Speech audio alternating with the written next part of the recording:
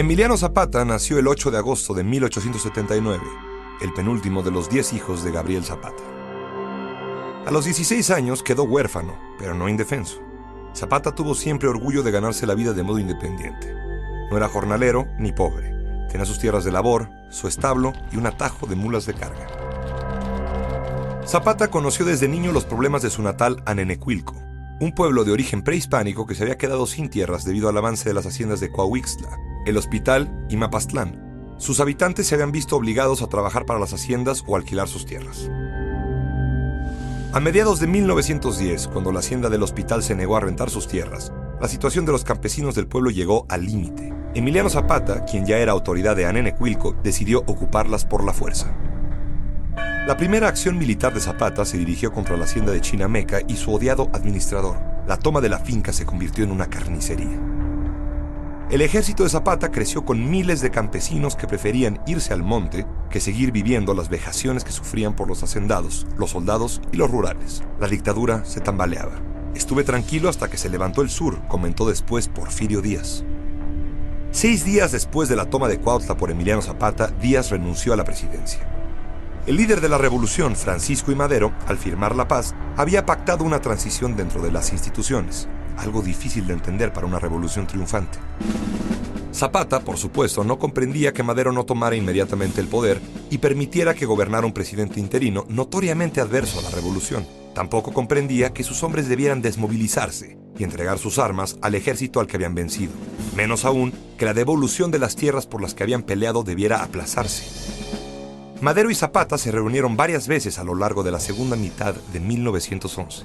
Madero intentó convencerlo de licenciar a sus tropas y esperar la solución legal de sus demandas. Zapata rechazó lo que llamó una revolución a medias e insistió en la inmediata restitución de las tierras. Los periódicos atacaron constantemente al caudillo, a quien llamaban bandido y el Atila del Sur.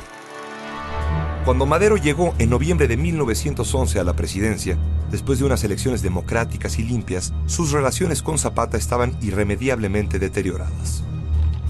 Zapata respondió proclamando el Plan de Ayala, en el que Madero fue llamado traidor en repetidas ocasiones. Ahí inició una nueva guerra para Zapata, una guerra sin cuartel, contra todo y contra todos.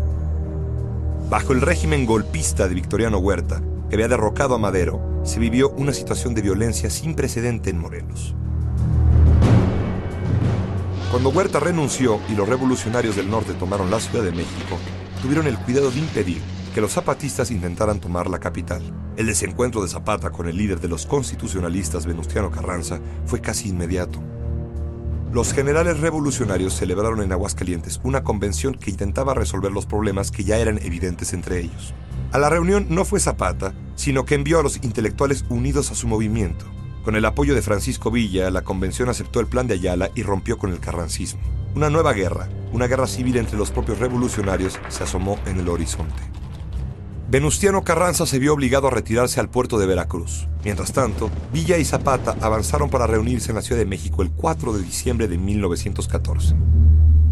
Zapata y Villa entraron triunfales al Palacio Nacional con el presidente nombrado por la convención, Eulalio Gutiérrez. Ambos provenían del pueblo y representaban sus demandas más profundas, pero al mismo tiempo eran radicalmente distintos. Villa amaba el poder, mientras que Zapata le tenía aversión casi física a la política, a la que consideraba un nido de avaros y traidores. Pese a que prometieron establecer una alianza más duradera, resultó imposible para ambos. Zapata regresó a Morelos, y mientras los carrancistas se concentraron en enfrentar la gran amenaza militar del villismo, vivió un momento de paz en su estado. Tlaltizapán se volvió la capital de la revolución. La clase hacendada había desaparecido y Morelos era un estado independiente. Zapata hizo realidad su utopía revolucionaria. Las tierras se repartieron de acuerdo con los usos y costumbres de los pueblos. La democracia se ejerció local y directamente. Su preocupación era más moral que económica: tierra y libertad.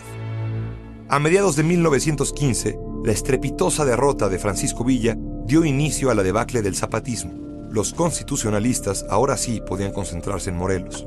Tras expedir con cierto éxito una ley de amnistía, el general Pablo González y sus 30,000 hombres repitieron los métodos de Juvencio Robles para acabar con los zapatistas: saqueo, asesinatos, deportación de poblaciones enteras y destrucción de la propiedad.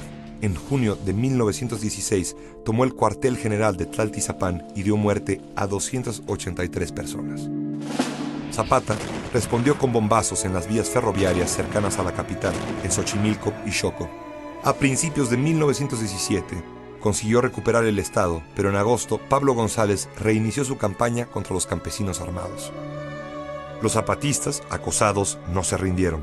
Durante buena parte de 1918 conservaron su cuartel en Tlaltizapán, pero el frío profesionalismo de Pablo González y la epidemia de influenza española fueron mermando sus filas. Necesitado de aliados, Emiliano Zapata, siempre tan desconfiado, creyó en las ofertas de adhesión de un subordinado de Pablo González, el coronel Jesús Guajardo. Guajardo le regaló un caballo, el As de Oros, y lo invitó a la hacienda de Chinameca para entregarle el armamento y unírsele con sus hombres. Zapata no entró de inmediato a Chinameca, pero al final decidió hacerlo. Un clarín hizo 3 llamadas de honor.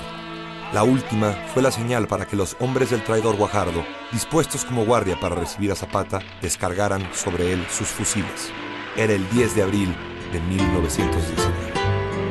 Zapata fue derrotado y murió a traición, pero muchas de sus ideas y su propia ley agraria de octubre de 1915 fueron un antecedente fundamental del artículo 21